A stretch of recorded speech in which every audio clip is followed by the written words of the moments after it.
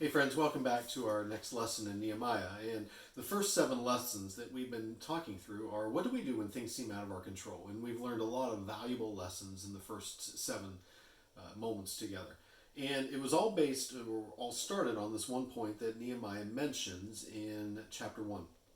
And he was talking to his brother and said that those who survived the exile are back in the province, are in a great trouble, and they're in disgrace. The wall of Jerusalem is broken down, and its gates have been burned with fire. Again, this had been just a huge dilemma on Nehemiah's heart and his soul. And he decided to trust in God. He prayed to God. Again, 3 or 4 months pass. He gets sent with the king's approval over to Jerusalem, a long journey, 45 days. They spend the next 52 days rebuilding the wall to the point where we left off in our last session, chapter 6, verse 15. It says, so the wall was completed on the 25th of Elul in 52 days. So when things are out of your control, what we've learned is that God is there throughout the whole process. And we need to recognize that and trust in God regardless of the successes or the opposition or anything that happens. So now that the wall is built, what's next? And there's still some valuable lessons for us to learn over the next remaining chapters in Nehemiah. And so today we're going to focus on chapter 7. And here's the key, is Nehemiah recognizes the wall is built.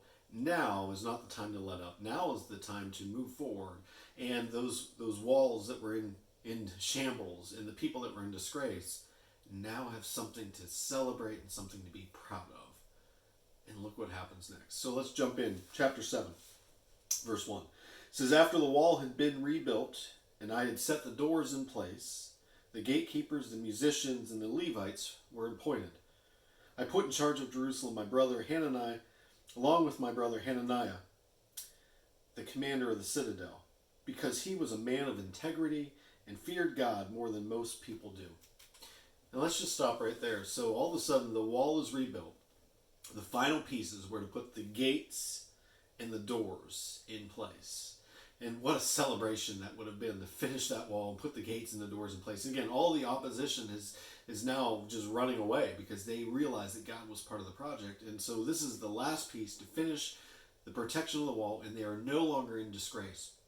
And we could have easily seen Nehemiah said, okay, project's done, let's get out of here. I've done what I've said I was going to do. I'm going to go back and return to be the cupbearer of the king. But that was not what God put on Nehemiah's heart. You see, it was the rebuilding of the city, and then the city has to sustain. Think about this. When you and I become followers of Christ, there's a moment in our lives where we commit ourselves, where we ask for forgiveness and we ask Jesus into our hearts. Imagine if we just stopped there and we just said, okay, God, thank you for being part of my life. We miss out on everything that comes next. And there's some great things that happen after we give our lives to Christ. And the same thing happens, Nehemiah knows this here, is that when the wall's built, that's just the start of what's yet to come. And there's joy and celebration and worship that need to follow. And so here's what Nehemiah does. He realizes he can't manage this on his own. This complete city, he needs help. And so in verse 2, he says, he put in charge of Jerusalem, the entire city, my brother Hanani, along with Hananiah, the commander of the citadel. Now, the citadel had been in the northern part of the city, probably the most vulnerable part, and one of the parts that had the most traffic. So he knew he needed somebody stationed there as much as possible. And let's not overlook what Nehemiah did with his selection. Look at verse 2. It says that he was a man of integrity and feared God. You see, when Nehemiah realized he needed people to help him, he had 2 qualities. Let them be men of character, men of integrity, men of honor, men of quality and care and skill and compassion, men similar to himself. But more importantly, men who fear God more than anybody else. Friends, that's so important. Nehemiah's mission was from God. God helped him do all this, and he didn't want God to be left out going forward.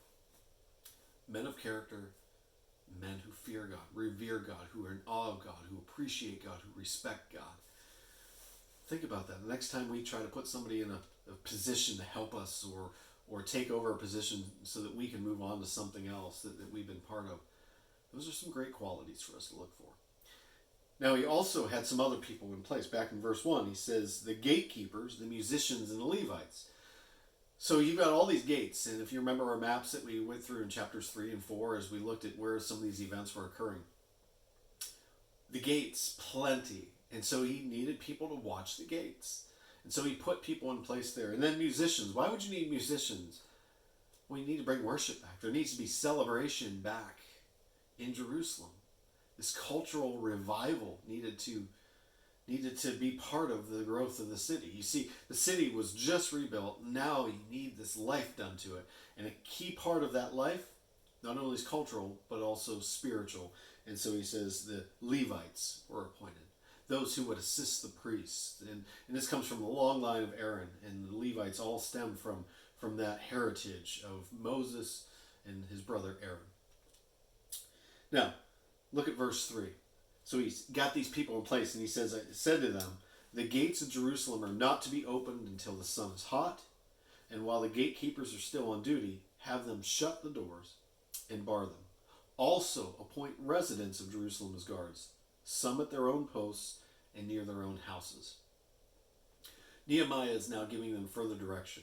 Most cities open at sunrise, close at sunset with the gates. When that happens, there could still be a lot of people sleeping. Especially, I know in times of quarantine, my kids sleep in a lot longer than normal. Imagine if I just open the doors for anybody to walk in at 6 o'clock in the morning when the sun comes up, and they're not getting up till 8:30. Nehemiah is kind of communicating the same thing. Hey, let's be safe here. Let's be smart. The enemies are still there. They might not be attacking now, but they may.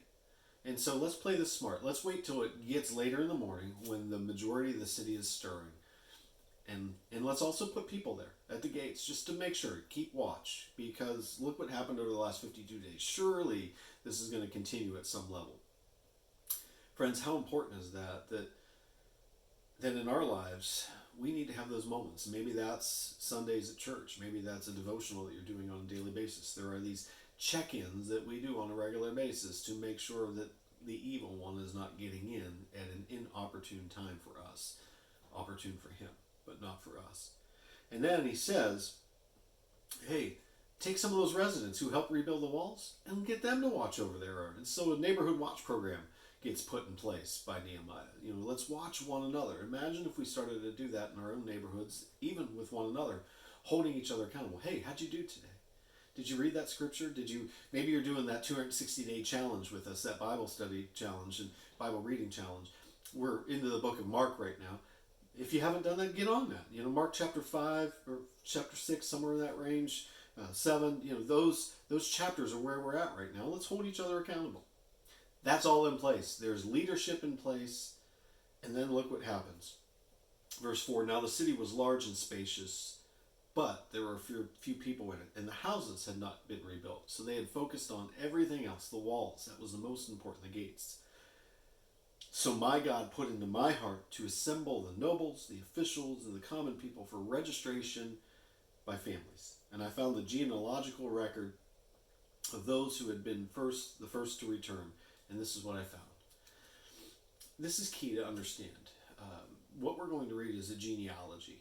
And a lot of times when we read these, it seems like they don't make sense. But for the Jewish culture, this was very important. By having their names written down in genealogy of Jewish people, what they're saying is they are part of the family of Abraham. And this goes back centuries. So God made a covenant with Abraham to say that he was going to bless him and make his descendants as numerous as the stars in the sky and the sand and the shore. And these were God's chosen people, the promised people. And there had been a covenant. If your name is written down, you are part of that covenant. You are part of that celebration of God's people. And this is why Nehemiah looked at this as important. So this would be, those people that would want to get in, hey, I was Jewish. Were you? Are you written down? Very similar to us, one day when our time comes to be judged in a great white throne room of judgment. There's a book, and Revelation tells us very clearly. And Jesus communicates it throughout his Gospels as well. There's this book, and when it's opened, it's going to have the names of those who know Jesus written in it. Those who are followers, those who are descendants, those who God chooses to be part of his eternity. Are we part of that book? We want to be part of that book in the same way the Jews wanted to be part of that book. So Nehemiah finds that, and he assembles everybody, and he starts to go through this genealogical record. These are the people of the province who came up from the captivity of the exiles whom Nebuchadnezzar, king of Babylon, had taken captive. They returned to Jerusalem and Judah, each to his own town, in company with Zerubbabel, Joshua, Nehemiah, Azariah, Raamiah, Nahamana, Mordecai, Bilshan, Mispereth, Bigvai, Nahum, and Baana. Nehemiah outlines 12 different groups of people that returned. I don't know if this relates to the 12 tribes of Israel. Those 12 tribes have now been combined to 10. Not sure of the symbolism here. But what Nehemiah is doing is accounting for the people that are returning. And then he starts to outline who they are. And it's the list of men from Israel, or of Israel, the descendants from all these individuals. So verses 8 through 25 are these families, these descendants of these families that are coming back. And you can see the thousands that are there. Then in verse 26 through 38, he talks about the men from certain villages and towns like Bethlehem and Netopho and Anathoth and so on. And so these people not only are coming back in families, but they're coming back as entire villages. Whether when they were exiled they left as a village and now they're coming back as a village, but they still maintain their identities either by family or where they lived in and around the surrounding communities of Jerusalem. Verse 39 through 42, the priests came back. It's important. So you've got the families returning, you've got these villages of people returning, and now you've got the priests returning because the temple was able to be accessed again, and now sacrifices can be made. Then in verse 43, the Levites, those who were descendants of Aaron, they're assisting the priests, and pretty much all the priests were Levites, but not all Levites were priests, is a way to look at that. But they had an important role of assisting the priests in the temple to do the work of God. Then in verse 44, the musicians. Again, the call to worship that was going to be part of this temple ritual and tradition of the Jewish culture is coming back. Then you got the gatekeepers. Again, need people to watch gates. Look, 138 of them. People that were going to be dedicated to just taking care of the shifts at each of the gates around the city. Verse 46 through 56, you've got the temple servants. Those who are in some capacity serving the priests and the Levites in the temple to do the worship, to do whatever's needed to maintain it, to handle the sacrifices or the cleaning of it or the access to it. And then 57, the descendants of the servants of Solomon through 60.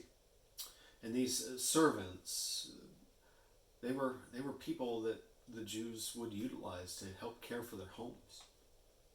And so they would come with them. And then in verse 61, the following came up from the towns of Tel Ma'al, Tel Harsha, Kerub, Adon, and Immer, but they could not show their families were descended from Israel. Think about that. These are people that came, and they said, well, we're of Jewish descent, but they weren't written down in the book. They weren't written down in the genealogy, and so their heritage couldn't be proven. Whether it was birth certificates or whatever it would signify. They didn't have any record of proof, and Nehemiah didn't have any record of proof. And there were some priests that were in there as well in verse 63. And verse 64, they searched for the family records, but they could not find them. And so they were excluded from the priesthood as unclean.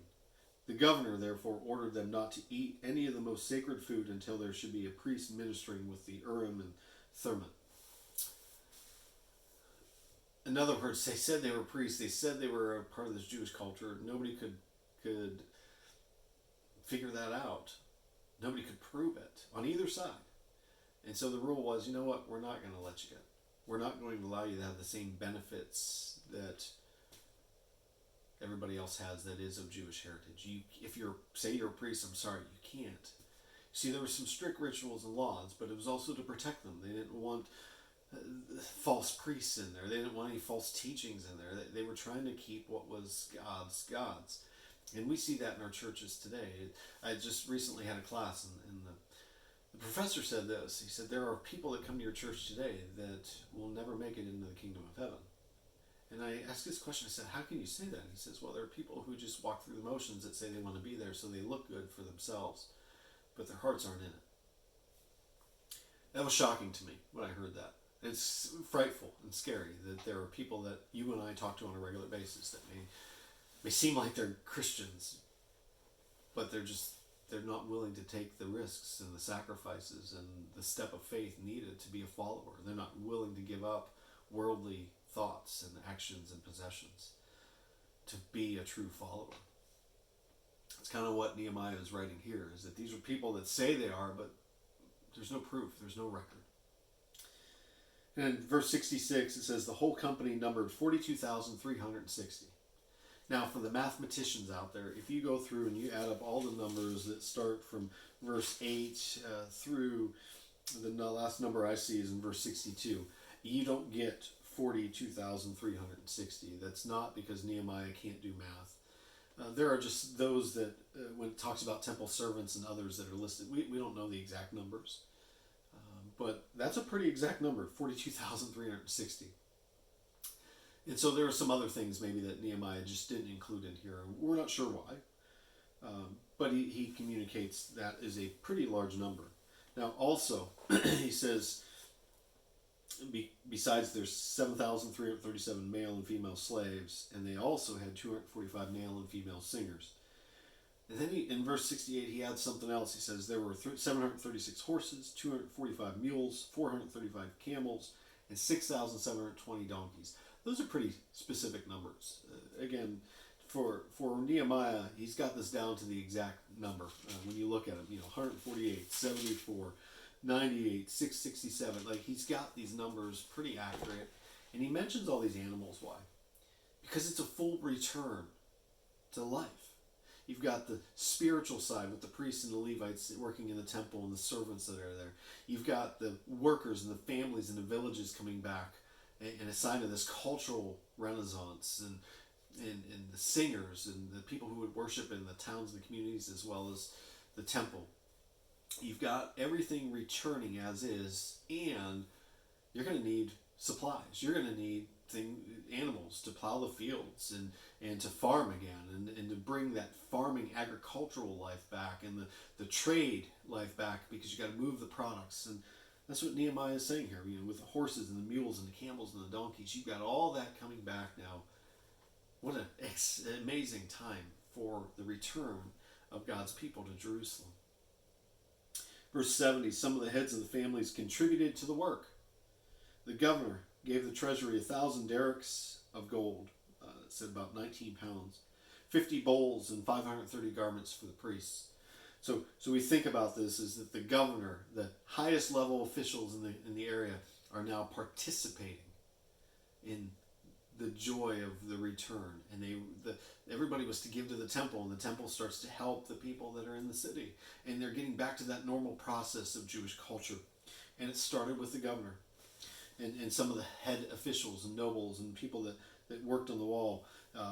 Verse 71, some of the heads of the families gave to the treasury for the work 20,000 derricks, or 375 pounds of gold, and 2,200 minas of silver, which is about 1.25 tons of silver. What we see is that people that were in exile, these Jews, some of them were very prosperous. Some of them actually set up businesses and thrived while they were in exile, and they brought that back to give to the Lord. They brought that back in the times of hardship, while they were separated from one another, while they were not allowed to be in the city that God created for them because of their own disobedience. God is now bringing them back, and when they come back, they're bringing gifts to give back to God in the forms of this gold and silver that can then be used by the temple, by the priests and the Levites, to be able to care for the people. The total given by the rest of the people was 20,000 derricks of gold, 2,000 minas of silver, and 67 garments of priests for the priests.